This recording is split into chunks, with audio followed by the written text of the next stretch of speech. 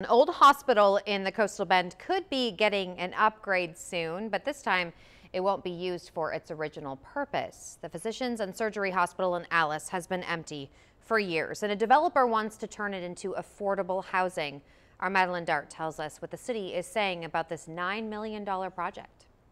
Now, if all goes as planned, this abandoned hospital that has been empty for decades will hold low-income individuals with 40 different units. People in Alice call this building an eyesore with decades of history locked inside. I used to come and pray for people here. Ricardo from Alice recalls visiting his sick sister in the hospital and when it went out of business. And it's got so many memories here in Alice, you know what I mean, about people that were there and people that lived and people passed away. Mayor Jolene Vanover says a developer has started the process to turn the building into affordable housing. I love the idea, and I'm excited about this looking great again. They have great plans for it. Mayor Vanover says during a special meeting, she and City Council gave the go-ahead to MRE Capital, the developer who was set to take on the project. However, the renovation comes with a bit of concern. Because we do lack the housing for the moderate to mid income. Vanover says federal grants will cover 75% of the renovation costs,